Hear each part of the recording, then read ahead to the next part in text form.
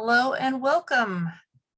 Welcome to the IIBA Tampa Bay, Florida chapter study group for March 2022. This is our 27th consecutive class. We're having these classes every week. We do have recordings of most of these classes on our site. Our mission here at the IIBA Tampa Bay, Florida chapter is to bridge the gap between industry leaders and business analysts by building partnerships with professionals, educators, and employers so that we may empower, instruct, and engage the Tampa Bay IT community. Fortunately, we are also responsible for the northern half of the state of Florida, and we will be welcoming any members that want to join us from anywhere in the world. Because we're virtual now, and occasionally we meet in person, but mostly virtual, it doesn't really matter where you live, it matters who you want to work with. This is a list of our websites and addresses that you can reach us through as a group. We've got, of course, the TampaBayIIBA.org website. We've got Meetup, Facebook, and then 2 different LinkedIn sites. Our president is online with us today. His name is Cliff Gray. We also have a vice president, and she's not with us, but she's ours. We have Caitlin and Priscilla, who are board members at large. And my name is Thea Raisins. I'm the Vice President of Career and Professional Development for the Tampa Bay, Florida chapter.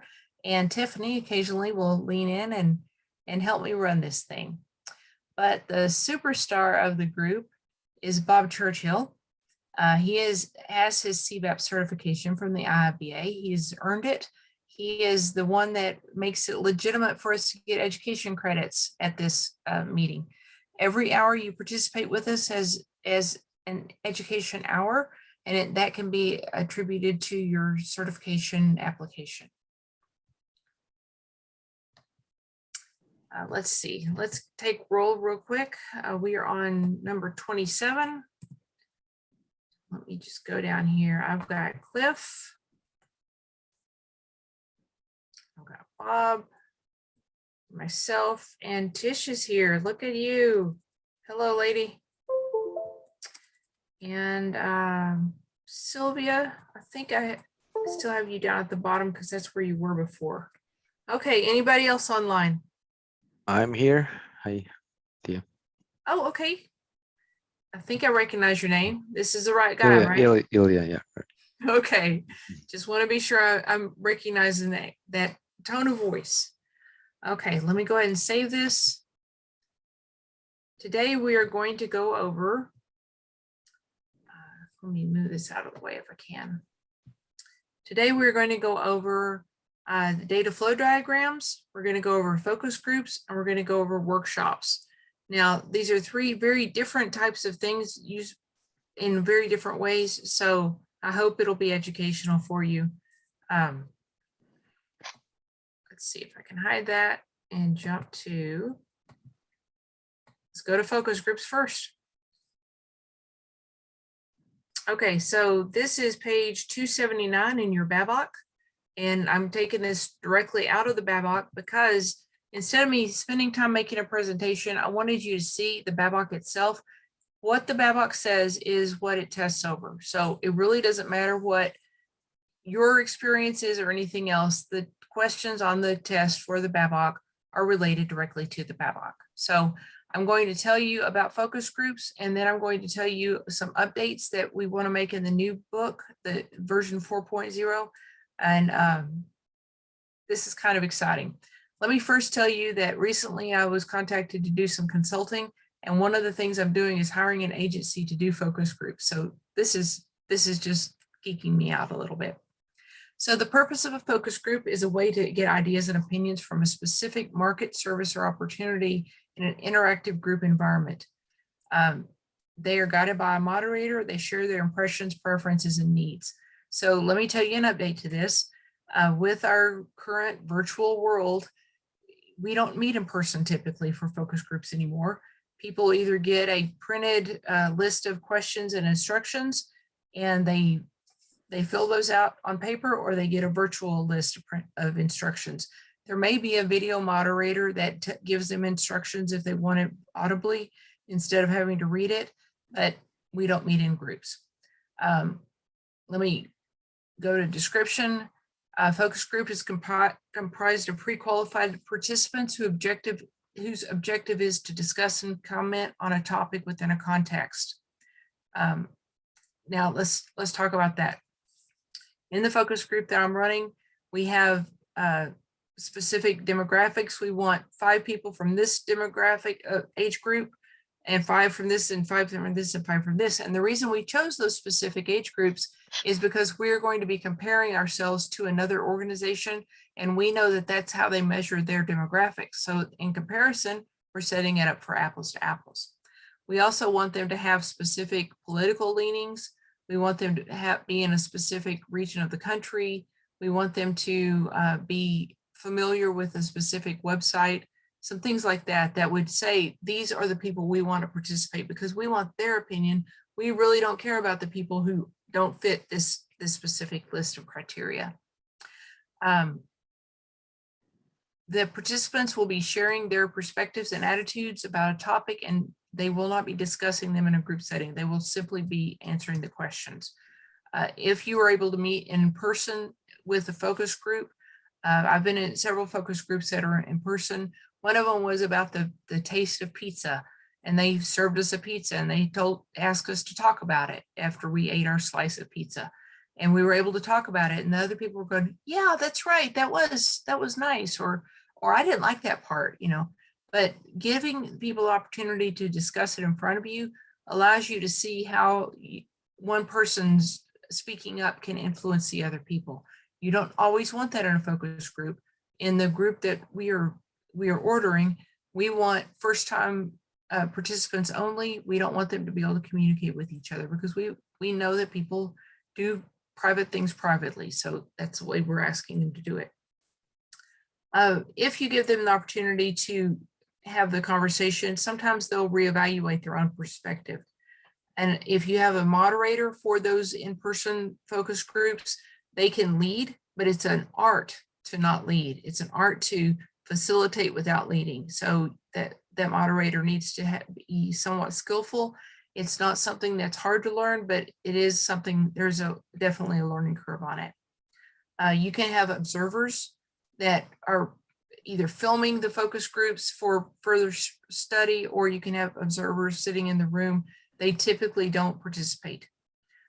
You can have a focus group at various points of an initiative to capture information. The focus group that I'm working on is capturing information on a new website.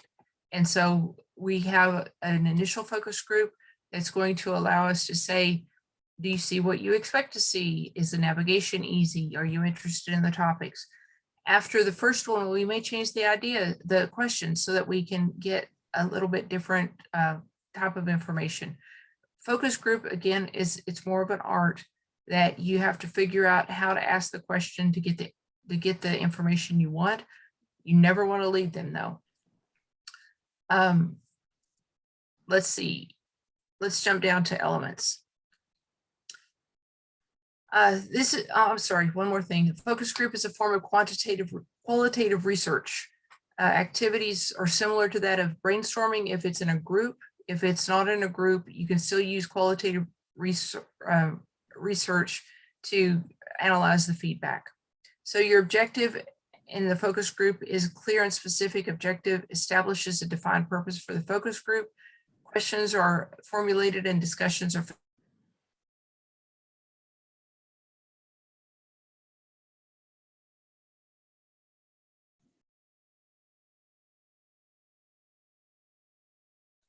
It's like the movie Frozen.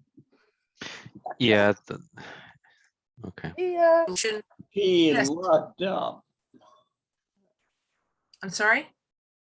You You froze locked up there for a minute. I'm sorry. What was the last thing you heard?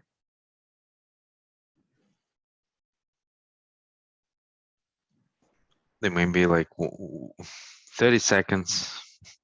Okay. Which you were saying 30 seconds ago. Okay, 30 seconds. Let me go back 30 seconds. Okay, so let's talk about the focus group can be used early in the initiative to capture requirements. A focus group could be used later in the initiative to capture results. Hey guys, I need to ask you to hold on 1 second. This is my son with cancer. Hey.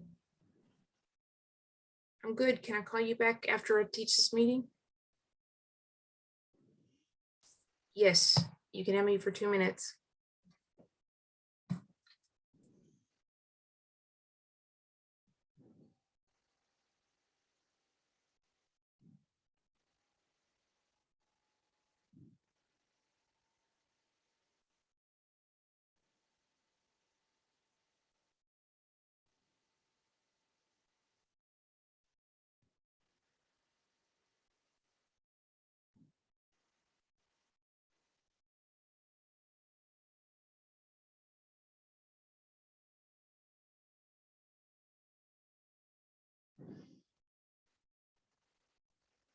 Okay.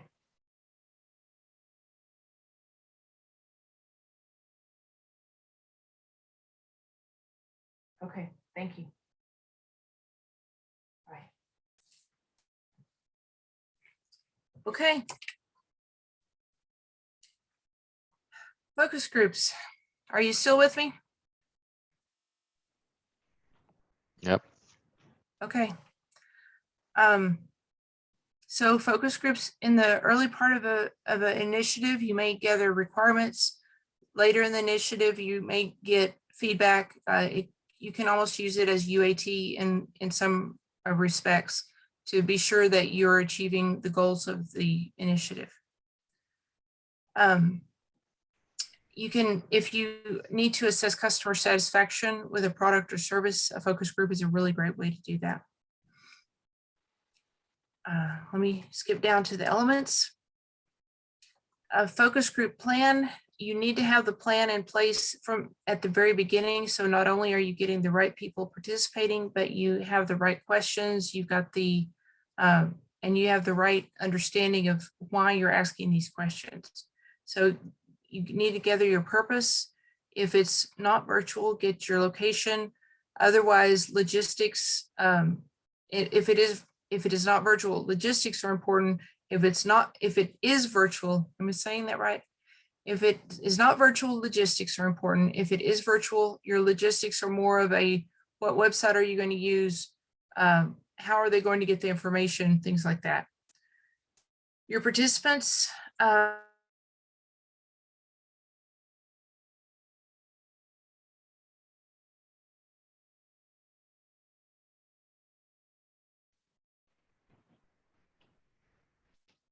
Hello, TM. Is it only for me or she's frozen? it's gonna, Okay. No, she's frozen for everybody. I can hear y'all. Yeah, you froze up at location and logistics. Okay, location and logistics. So logistics is important whether it's virtual or not. If it's not virtual, you need to figure out where you're going to have it and what you need. If it is virtual, you're going to figure out what URL you're going to use, how they're going to submit their answers. If it's physically, are they going to mail it back to you? Are they going to overnight it back to you? Are they going to scan and email it to you? What email address are you going to use? You don't want your focus group data coming into your normal email because it'll get lost somewhere maybe. And then participants, of course, you want to know exactly what group of participant, what the demographics are that you want. Demographics is a whole field of fascination for me because you know who you're building something for. If you're building a toy for a 2-year-old, you're wanting a 2-year-old, not a 5-year-old. So you've got to find people with 2-year-olds that can participate in this. Your budget, the budget we were given is for 1,000 people. It's going to be $850 for project management. It's going to be about $85 to recruit the correct people. Each person is going to get about $50 for participating. And then they estimate about a 20% rate of people that either don't show up or don't finish or they have issues with their computers, like I'm obviously doing. Timelines, we were able to tell them we want to do this every 2 weeks until we exhaust our 1,000 people with 20 people in each group. So you kind of need to figure out when you want to start, when you want to stop, how frequently you want to do it. And part of our frequency was based upon how fast can we implement the feedback from the focus group into our software development so that we can make the changes for the next focus group. So that's why we landed on every 2 weeks. And then the outcomes, analyzing how the results will be analyzed and communicated. We are, before the focus groups even started, we're working on the deck of how it's going to be presented to not only the executives of the company, but to the participants of the meeting of the project, so that they can see the results and know that their efforts are being effective. Okay, so the participants of the focus group, because we're using an agency, these people are already primed to answer questions for us. This says a focus group typically has 6 to 12 attendees. In this case, it's because it's virtual, it doesn't have to be limited to that, but if you're in person, 12 is about the most you can have and keep some kind of control in a meeting. Of course, participants are paid for their time unless they get something else out of it.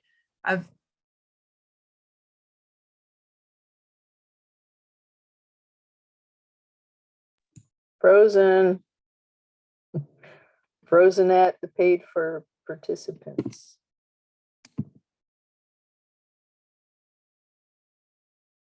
Some type of exchange going on. Any questions so far, guys?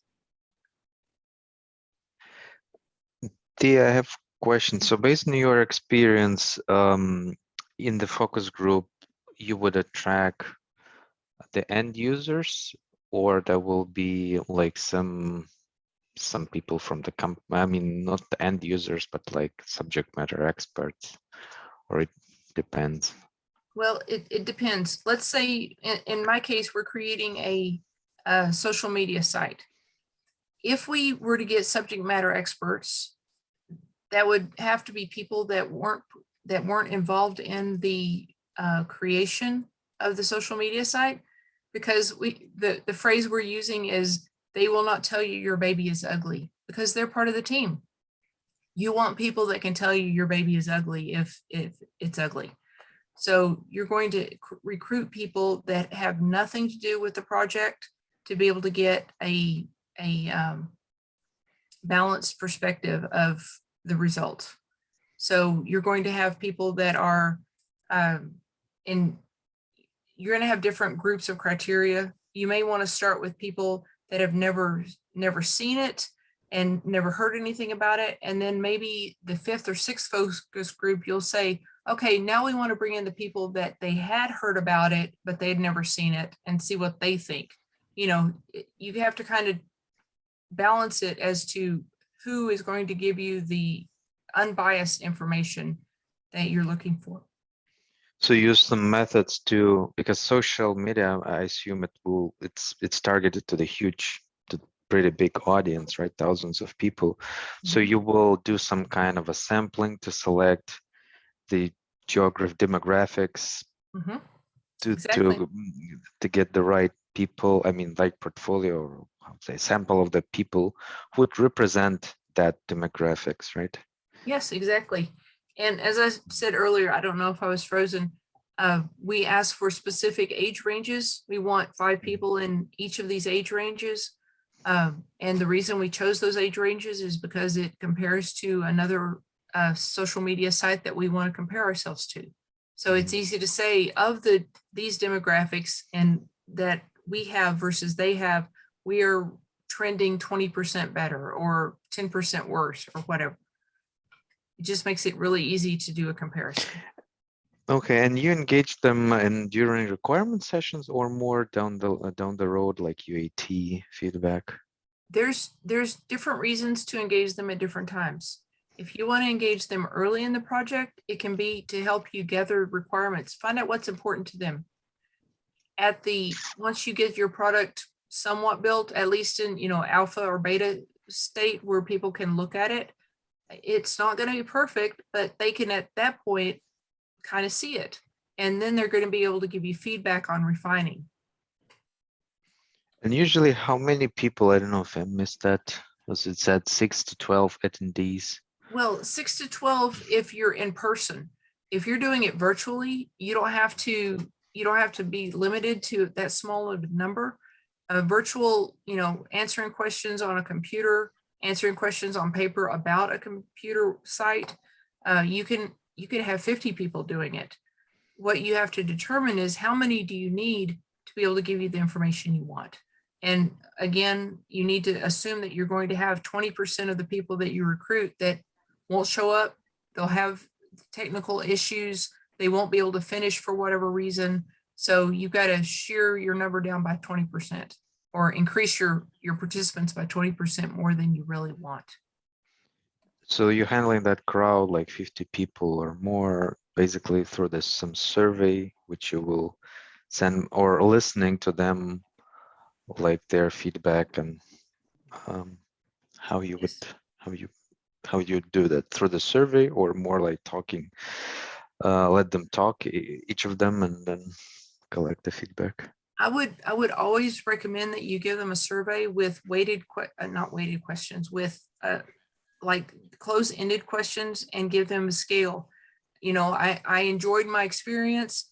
You don't want a yes or no. You want a little bit, some, or very much, because you want to know how much did they enjoy it. And if you use some kind of scale like that that's finite, it's really easy to do statistics on it.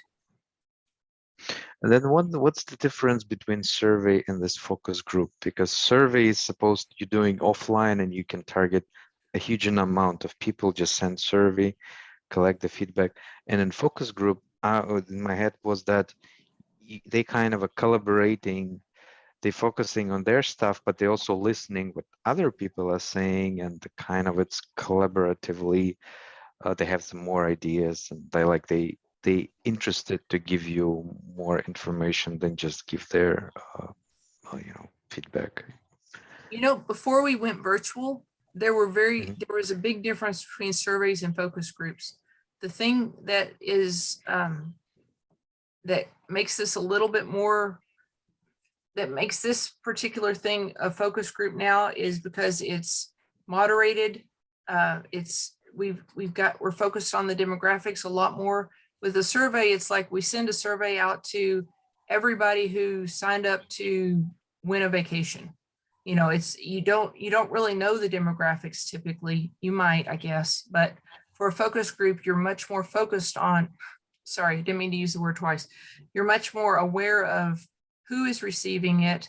And then you have all that information as to, in our case, we know household income, we know political party, we know where they live, we know, everything. So we can do really interesting comparisons with the results that we get of they liked it and they hit this income level, and the people that didn't like it, a majority of those were in this other income level. So maybe we need to look at what's the difference here. So it's more like granular selection of the people for that focus group compared to the survey, where you actually the let's say the range is more loose and there can be way more people there. That's my belief. And I'm sure somebody else would have a different belief. But for surveys, typically you say we want to know about employee benefits. How do our employees like our employee benefits? You're going to send this survey out to everyone, and sometimes it's going to be anonymous because you want them to be able to give you, true feedback. With a focus group, you don't have the anonymous aspect. You know exactly who is responding how, and you're able to do a correlation between who they are, not necessarily, not by name, we won't know anybody's names, but who they are from the part of country they live in, or their income level or whatever, so that you can correlate their results with the things that identify who they are. Does that make Got it. sense? Yep. Thank you. Okay. So if you're doing an in-person focus group, you will need a moderator to basically provide instructions, provide the introduction of, today we're here to let you try pizza, and give them instructions basically step by step. This is what we want you to do. We're going to put it in front of you. We want you to look at it. We want you to tell us what you think of its appearance, and then ask questions and be sure you get answers from everybody. That's what the moderator's job is. The moderator's job is not to say, don't you like it? Isn't it great? Doesn't it smell good? You don't want the moderator to do anything like that. The recorder can be a virtual recorder or a person that's there actually taking notes. I typically like to have a video going that will do audio and video. That way people don't feel like they're writing down what I said, because that will shut some people down, especially introverts. They do not like to have their stuff recorded. They don't want to be aware their stuff is being recorded like that. Okay, so I talked about the moderator guiding the group's discussion. Having a script for them to follow is really a good idea. And then after the focus group, you go through and you get the information, you gather the information and you look for trends and you create a report that summarizes results. The strengths are the ability to elicit data from a group of people in a single session, which will save you time and money versus individual interviews with the same number of people. You get their opinions, experiences, and desires. And consider if you got their opinions, experiences, and desires at the beginning of a project. We want to create a baby toy. What baby toy do you think isn't on the market that you would wish was on the market? So you get that at the beginning, and then you do it again at the end and you say, we created this, what do you think of it? And that way you get a whole different type of response, but you get to determine if you achieved your goal. Active discussion and the ability to answer questions in an in-person focus group will allow people to share their experiences. And sometimes, especially extroverts, we talk out loud, we think out loud. And I'm sorry, that didn't make sense. Of course we talk out loud. We think out loud, which means that we process our thoughts while we're talking. And so having conversation is a great way to hear what we're thinking. Introverts, on the other hand, they will wait and they'll ponder, and then they will give you a very brief, but very concise, and very often a very deep perspective that you typically can't get from extroverts. So you want to give them a chance to talk and be sure everyone in the group has an opportunity to express their opinion.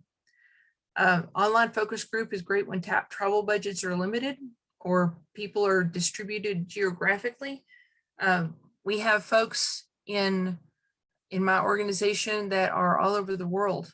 If we wanted to have a focus group, it's going to have to be super early in the morning for us so that it's on time for the folks in India and it's not too late for the folks in Germany, things like that. It's a little bit challenging. Online focus group sessions can be recorded easily for playback if your company allows that possibility. Some companies limit that. So limitations, usage limitations. In a group setting, participants may be concerned about issues of trust or may be unwilling to discuss sensitive or personal topics. In this case, a virtual or a individual interview would be a virtual focus group, an individual interview, or the virtual answering the questions and not participating with other people.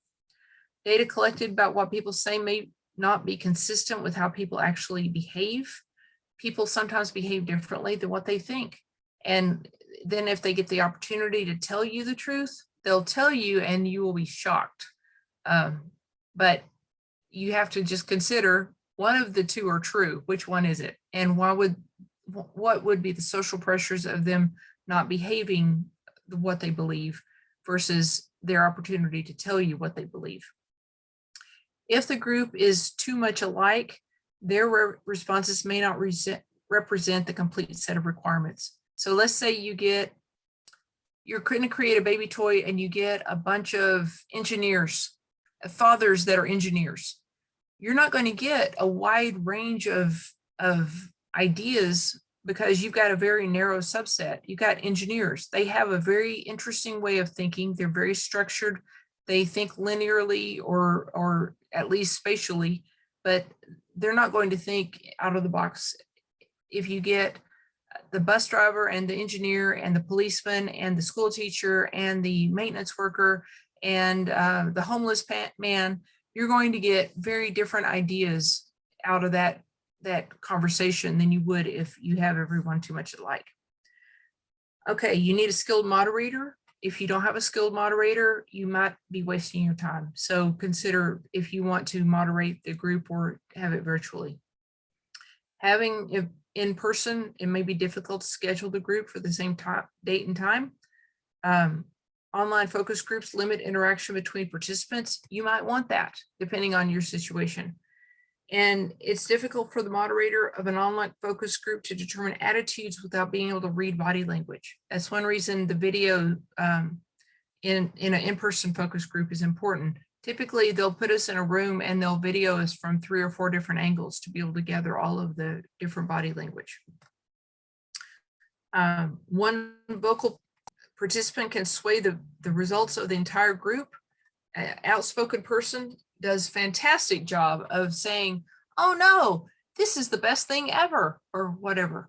And the people that are followers may come around to that perspective. So the moderator needs to be able to kind of tamp down people that are super vocal to be able to get other people's opinions. And a technique for that is, I really appreciate that perspective, but let me hear what the other people, let me hear what Susie has to say to see what her perspective is, because that not only allows that person to be acknowledged, but it allows Susie to have permission to give her perspective, even if it's different.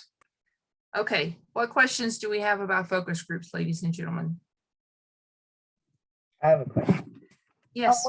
When you talked about doing the focus group on specific target groups, like the children, for instance, is there some kind of review board that you have to get permission to do research on children for ethical purposes, or does that even? Yeah, they're called the parents. Literally, the focus group agencies will send out questionnaires, and if you say, I have a child that's 6 years old in my house and they're male, and if the agency finds a survey, a focus group for 6-year-old males, they might contact that parent and say, would you consent to letting us talk to him or her? Well, him in this case. But yeah, that's who would have to give permission, would be the parents.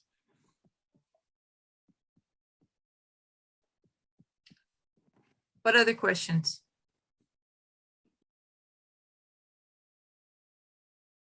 Okay, let's go to the next one. Data flow diagrams. It looks like we're only going to have time for 2 today, and data flow is kind of a totally different one than focus groups or workshops. So let's go through this one.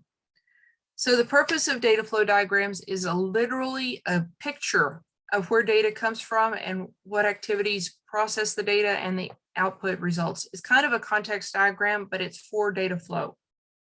So as you know, a context diagram is a graphical representation of entities involved in a process. It's going to have the entities and the interactions. In this case, you've got the entity and you've got an interaction. This particular one is from the data process, and you've got output data leaving from the data process going to this external agent.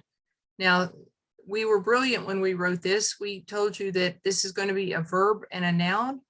This is going to be a noun. So the data process does something, some kind of action verb and a noun, and these are all going to be nouns. So if I was going back to my days at Blue Cross, this would be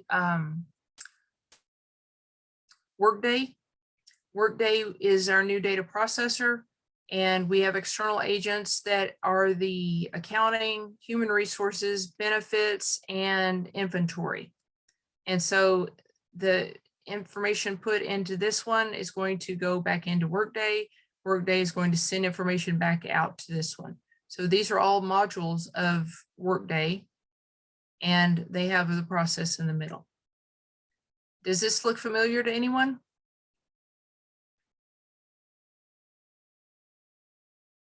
Yeah, Okay. but that's, you said, that's context diagram, or that's data This is a flow? data flow diagram. Info. Well, this is a context diagram. That's true. I didn't even read that.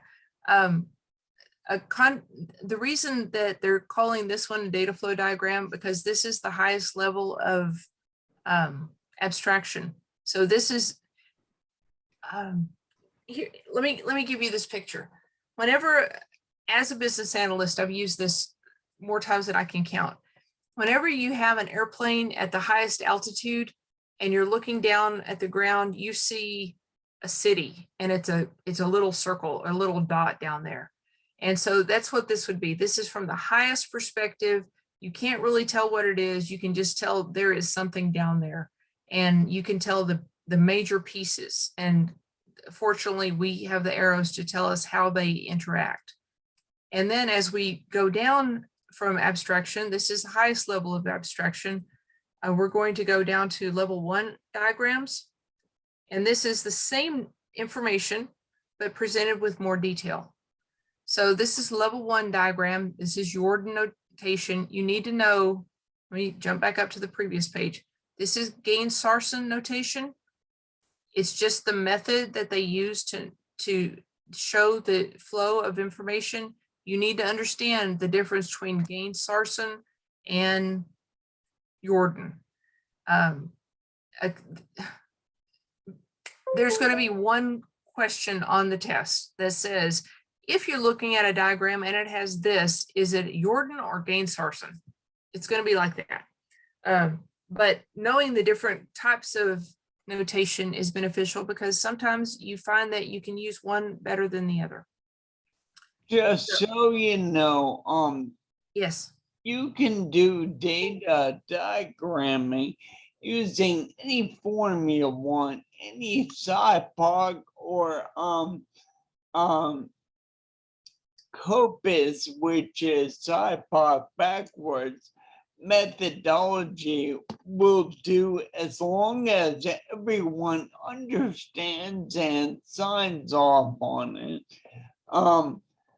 But these are established things I've read about probably for 30 years. So these are out there as a formal thing, but there's no requirement in theory or in practice that they cannot look like any other flow diagram. As long as you're showing where things come from, where they're processed, and where they go to, you're good. Also, you can put any kind of notations you want on the connectors to show the data items, what they are, what ranges they have, what comes from different places, and what goes on in the process, stations, and so on. So you don't have to be bound by these, but it's good to know these and important for the test. It's true. So basically, I'm telling you about the levels of abstraction and stuff, like you have to know how to do this. Literally, all you have to know, all you have to figure out is what information do you want to convey to your audience, and how will they understand it? If they are if they're engineers, they may know this. This may be the second language to them. If you're talking to business people, I want to make it a little more simple and more normal English. Arrows are good for normal English, and identifying the labels on the arrows is important. But you know, it's like, is it in the circle? Is it transformed output data? If you're talking to engineers, they may want it like this, but you don't have to do different levels of abstraction every time you're talking about data flow diagrams. I typically don't get to this high level. I get down in the weeds to start with, and that way people are able to say, this doesn't connect there, this connects over here. And I always make it linear, you know, left to right in process flow order. So because normal people read left to right in the United States. And Right. That's why I asked this question. That's what I usually would do. I would start from the left and then you kind of going through the flow.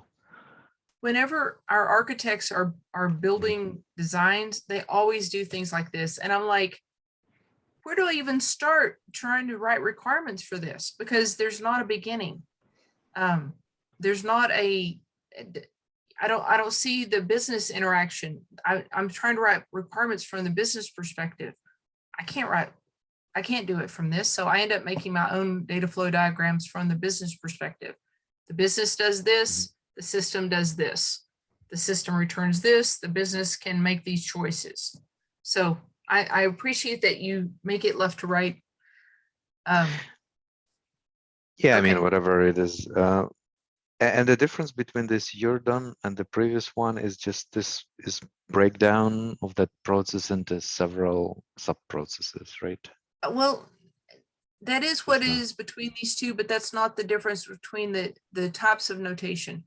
The Gain-Sarson notation has certain elements. It's like we use this circle to mean this thing.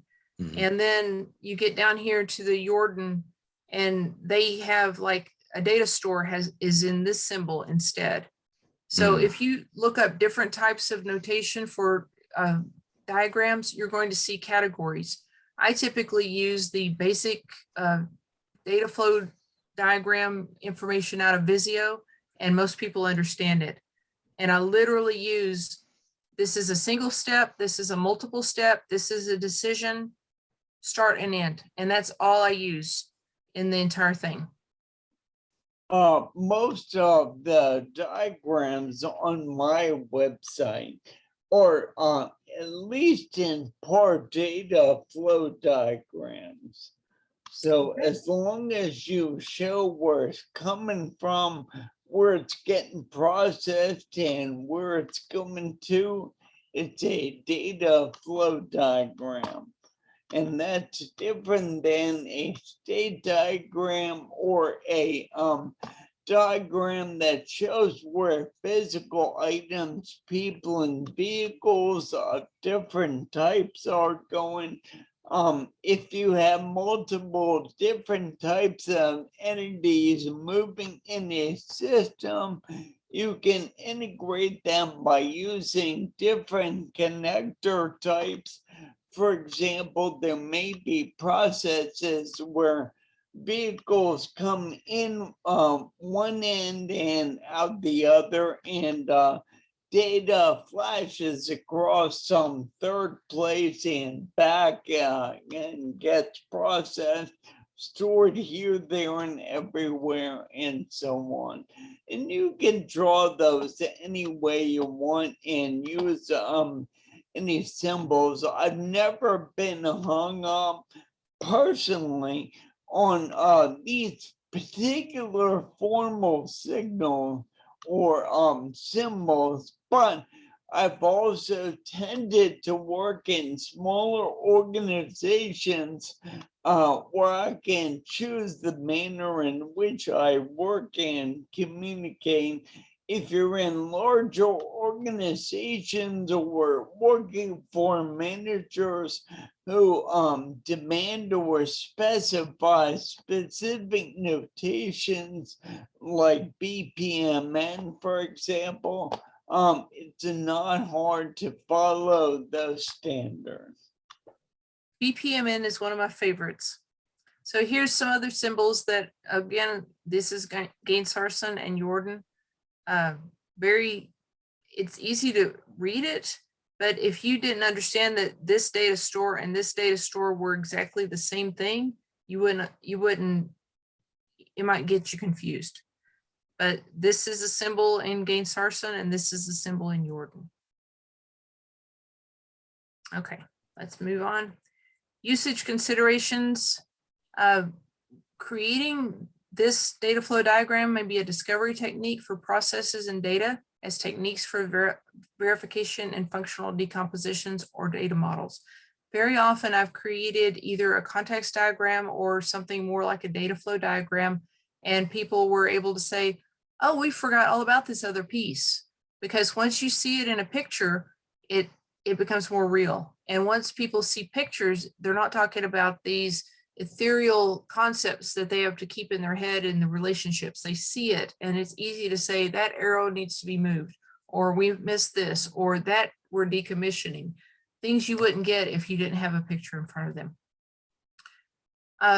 These are excellent ways to define the scope of a system, because if it's on the diagram, it's on this in the scope. And if it's not on the diagram, or you can put a box around the scope of your project and these things are outside of it, it helps with estimation efforts needed to study the work. Most users find these relatively easy to understand. It helps identify duplicated data elements or misapplied data elements. It illustrates connectors to other systems so that you're able to say, well, we send that information off to the bank. Well, you need to put that on the diagram, because if it's not on the diagram, it's not going to be considered by other people. Once again, it helps identify the boundaries of the system. It can be used as part of your system documentation and helps explain the logic behind the data flow within the system. So limitations on these. Using these for large scale system can become so complex and difficult for stakeholders to understand. We used to call these Death Stars, because they would just have lines everywhere, and it just turned into a big jumble of little bitty icons for all these different systems. It's not easy to understand it, and honestly, you put a whole lot of effort and time into it, and if no one can understand it, you've wasted your time and maybe confuse people. Different methods of notation with different symbols can create challenges, so try to establish some very basic, simple elements to start with that everyone is going to use throughout all the diagrams if you can. This does not illustrate the sequence of activities. So Ilya, you and I were talking about left to right. That illustrates the sequence. This is not designed to illustrate a sequence. I prefer to put it in a sequence. And data transformations or processes say little about the process or stakeholder. One of the things that I like about data flow diagrams that do illustrate a sequence is I can do the current state at the top and I can do the future state at the bottom and see literally what the changes are, or do current state at the top and future state in there and color code what we're changing so people can see very easily what we're going to be changing. Okay, I finished that faster than I thought. Any questions on data flow diagrams, context diagrams, or sequence?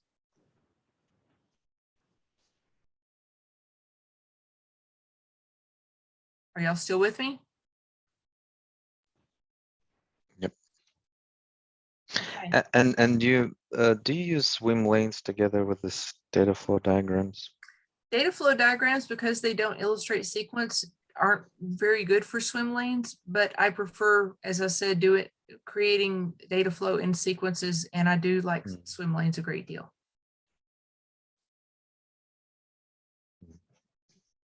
Thanks. I also end up color coding my swim lanes so that you can follow this line across, because the part that has the title of who is the owner of that swim lane, I'm sorry, their title, not their name, gets off the screen as we move across. So I color coded all the way across so people can say, oh, I've got the green background. I like that too. But here they put those notations like black, and then, for example, for data storage, usually use this a cylinder, right? Like a database. I think everybody will see that, will understand. And here, for some reason, they put two lines. Possible, sorry. Say that again, Bill, Bob? No, it's also possible to draw things at different levels of abstraction to show timing in different ways in all the different communications that happen. So I'm thinking of different systems I've worked on, and sometimes you have a whole bunch of processes working all in parallel in an infinite loop, right? And they make things happen in a certain order as they flow through, say, my system. But things can happen in any order. So logically, there's some place where there's an order that makes sense for the thing you're analyzing, but as long as you show things in context for what is happening at any given time, so everyone understands it, you're good. I don't know if that helps. I had these pictures in my mind and I'd have to draw out like 10 different cases to explain things I could be talking about. So it's all very complex, but the main thing is if you iteratively work with your interlocutors, your customers, your team members, get everyone to agree on a standard, make sure they understand it, take their feedback for things they'd like to see, you should do fine. It is important that whenever you realize that you got a mix of different levels of understanding in the room, for instance, you've got the people from accounting that they just want to use the business, the UI, and then you got some of the architects in the room, you're going to have to educate the business people. I'm going to show you this diagram and we're going to talk about the steps, but some of these symbols I'll explain as we go so that they won't check out. You know, it's like, oh, they're doing that architect thing. I don't know what they're doing. I'm going to think about something else. So let them know that you're going to explain the symbols as you go so that they know that they can stay engaged. I'm also huge on pictures in general.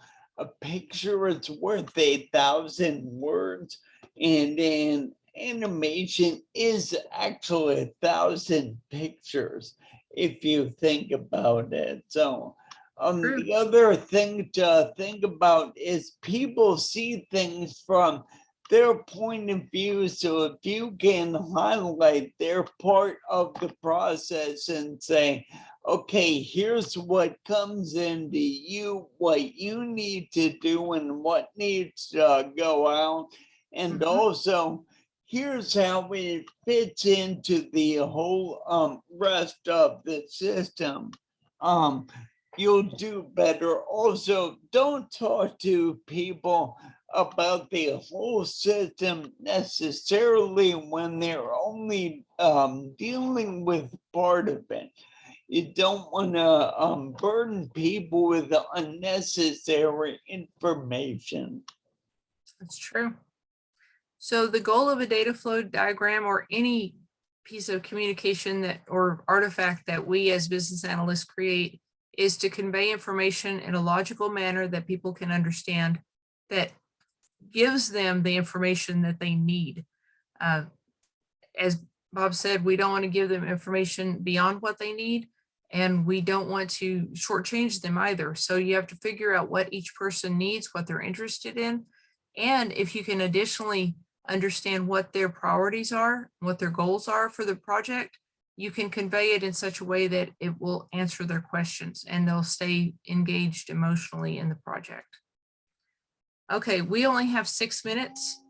I'm going to give you something that's not in the BABOK, but we're talking about communication, and I think this is it's a short but sweet, important thing that everybody needs to know.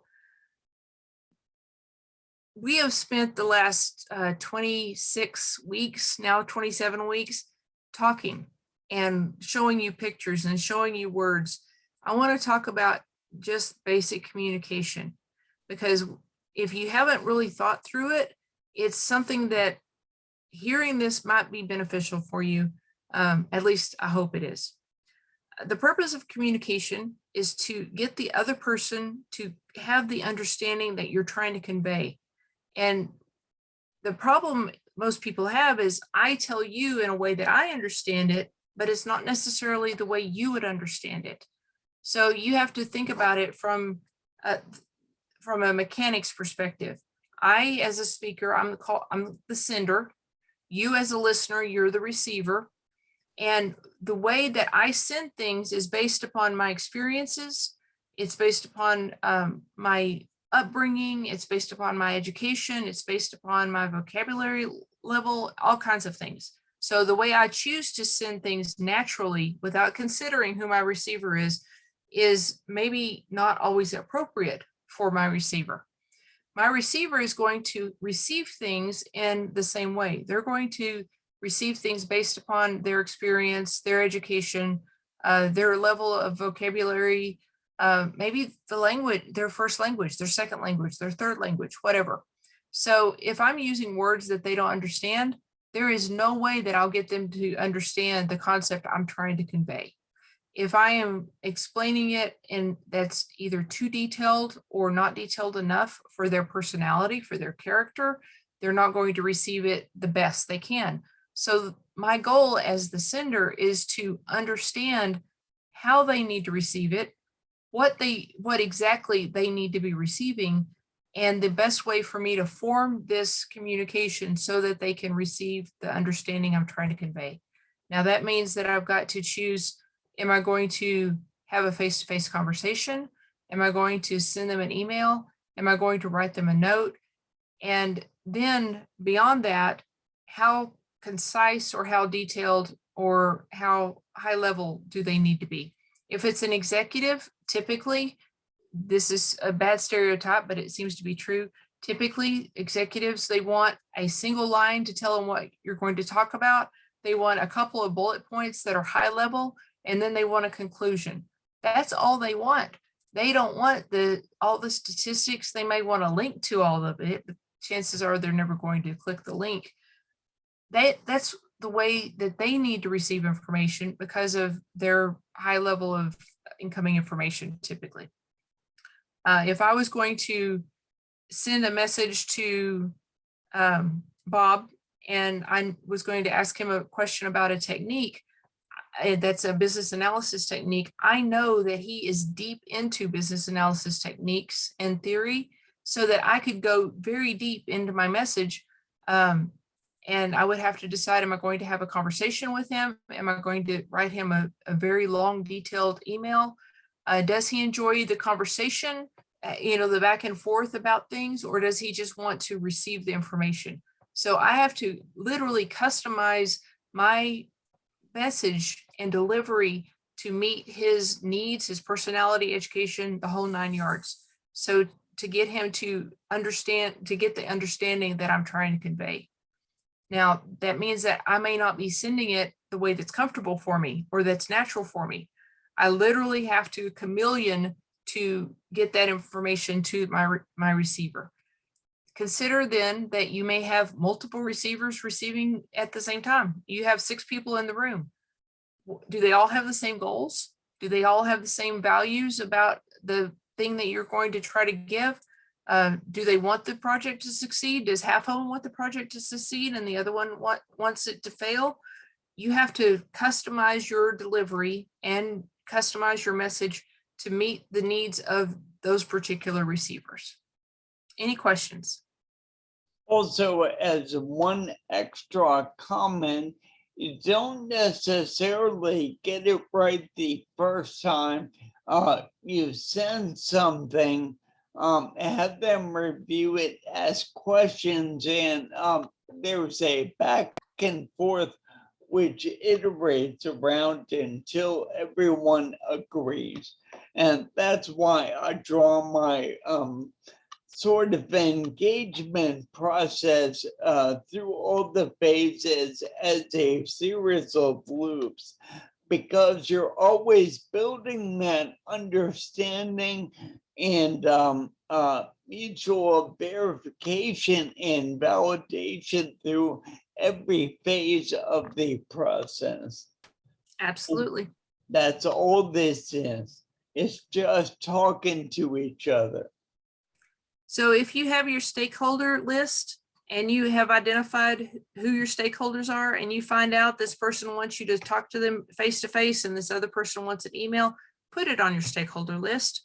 That way you have it for if someone else needs to step into your project and help you or take over your project, or if you're just brain rattled one day and you can't remember what, it'll be written down for you. Okay, That's ladies fun. and gentlemen.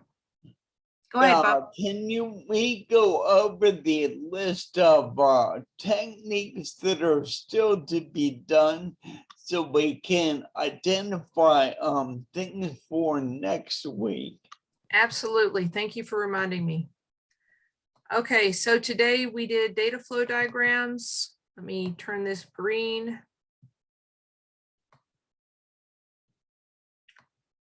And we did focus groups. So is there anybody who would like to step up and do one of these others? I will volunteer for a survey or questionnaire. Okay.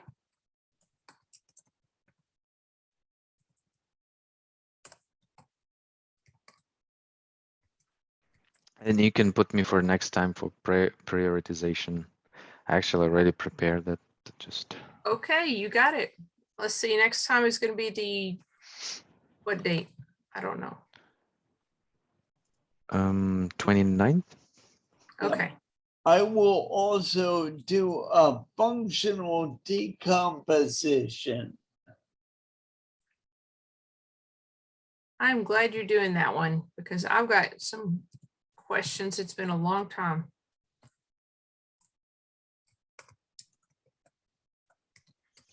I'm waiting when Bob or Cliff will do data modeling or something. Yeah, Cliff, you want to do that for us?